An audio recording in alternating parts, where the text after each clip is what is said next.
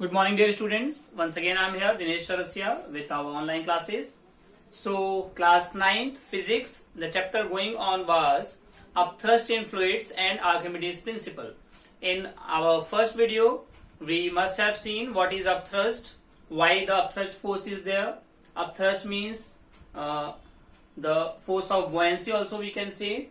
So, I told you some rules that where upthrust force is applied whenever any object is inside the water, what are the conditions the object is floating on the surface of the fluid. Three conditions were there. The object was floating on the surface, just below the surface of the liquid, and it was not on the surface, it was sinked. Okay, so there were three conditions. When upthrust force is more than the weight of the object was simply floating on the surface of the object, on the liquid. But when the force of attraction, the upthrust force and the weight of the body were equal, the object was floating just inside the surface of the liquid or the fluid. Now, the third was, if the weight of the body is more than the upthrust force, then simply the body was sinked inside the liquid. That much we discussed, and I showed you with the help of the figures about this. Now, the next topic I have chosen is, what is the reason for upthrust? See, I have written here reason for upthrust.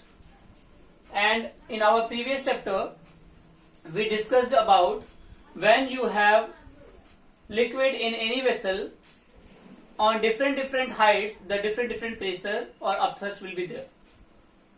In our first chapter, we were talking about the pressure, and now we are talking about the upthrust. Upthrust also depends upon how much depth the water or the fluid is there. Let us see. I have drawn one figure. One water vessel is there filled with water. One object we are assuming here, or one cork is kept inside. Now, what experience will it feel? The cork will feel will experience some pressure. In what directions? Let us see. Because the lower surface is at the more depth inside the water, so it will feel more upthrust force upside. That's why I've written pressure P2. This upper surface is at height H1, you can say, so it will feel some less pressure, but that pressure will be P1. Now, the side faces will face the same force both the side. Why?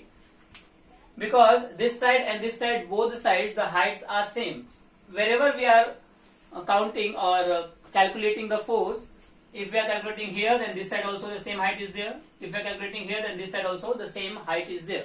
But in case of downward direction and upward, see, on this the pressure will be just because of the height of the liquid, and on this upthrust force will be there because the water up to this mark is filled, and because of this water the object will try to go up because of upthrust force, or you can say because of which force, which say upthrust force is also defined as the what is that force? I forgot the name. Upthrust force can also be said like buoyancy. Okay. So now, I have written here,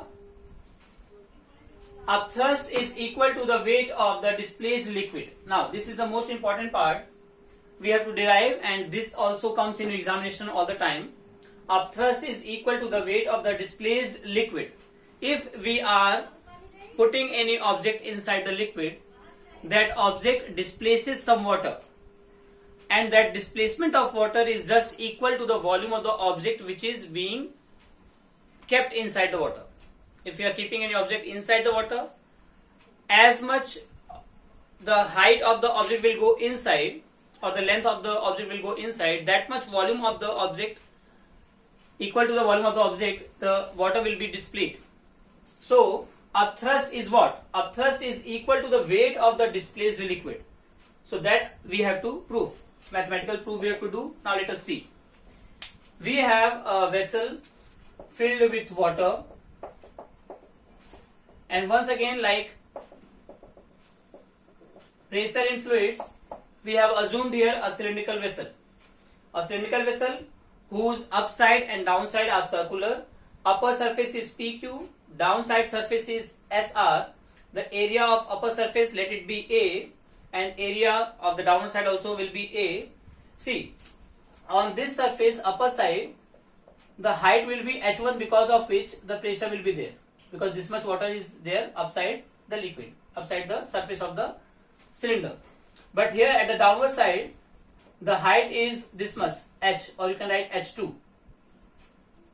This much water is there, because of which the upthrust force is being applied on the base SR. So upthrust force I have written here by P2. P1 pressure is on the surface of P2, P2 is on the surface of SR. Height is H2 and height is H1. Now listen carefully. When a body is immersed in a liquid, upthrust on it due to liquid is equal to the weight of the liquid displaced by submerged part of the body. Submerged part, okay? Please note that.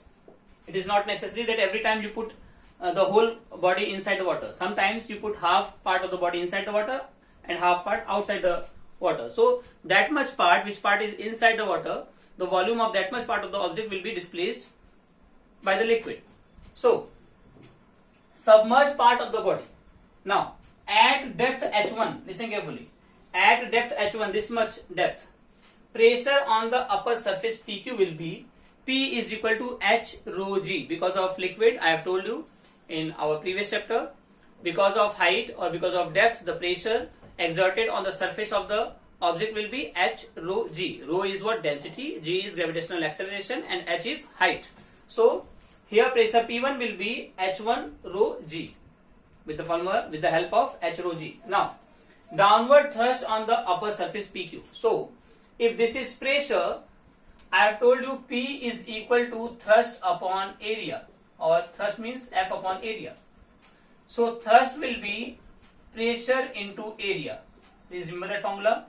So the thrust on the surface PQ will be thrust is equal to pressure into area. So thrust F1, pressure into area, pressure into area. Area is A and pressure is H1 rho G. Now at the same way, now at the height H2, at this level, at depth H2, pressure on the lower surface RS will be, again P2 is equal to H rho G, but height is H2, so I have written H2 rho G. Now if pressure is H2 rho G, then thrust will be pressure into area. So this is pressure H2 rho G and this is area. Why I have written area A? Because both the side the area is same. Now no doubt F2 will be greater than F1. I have told you here. F2 will be greater than F1 because pressure P2 will be greater than P1. So F2 will be thrust, F2 will be greater than F1 because this height is more than this height. If height is more, thrust will be more. If height is less, thrust will be less. So F2 will be greater than F1. So the buoyant force, FB means buoyant force, or upthrust force will be F2 minus F1, the difference because of which the object will go up. F2 minus F1 will be H2 rho GA minus H1 rho GA. I have written H2 rho GA and H1 rho GA and H2 rho GA. So difference between these two, H2 minus H1 will be here, and all these things rho GA are common. So H2 minus H1. See, H2 minus H1 obviously will be the height only, and height into area is volume, or area into height is always volume. Area into height is equal to volume. So rho GA into this H2 minus H1 into A will be volume. So FB is equal to rho V rho G or rho VG. So buoyant force is always V rho G. That means buoyant force is volume of the object displaced. Rho means what? Density of the liquid. G means gravitational acceleration. So this formula we will use directly for solving the questions, and after that also we have so many things to discuss. And upthrust FB is equal to V rho G and P is equal to H rho G. I have told you pressure exerted on the liquid column at depth H. So P is equal to H rho G and FP yani ki FB is equal to upthrust means V rho G. So V rho G means volume of the solid immersed, density of the liquid, and acceleration due to gravity. Now, upthrust is equal to weight of the liquid displaced by the submerged part of the body. This proof you have to remember, you have to practice this. This always comes in your examination. After this topic, we will discuss about what are the factors affecting the upthrust. So factors affecting the upthrust are volume of the body submerged, okay, how much volume of the body is inside the water, and the second part is density of the liquid. It is very much required the density is more or density is less. If density is less, upthrust force will be less. If density is more, upthrust force will be more. As we all know, it is very easy to swim in the sea water compared to the simple normal water. Why?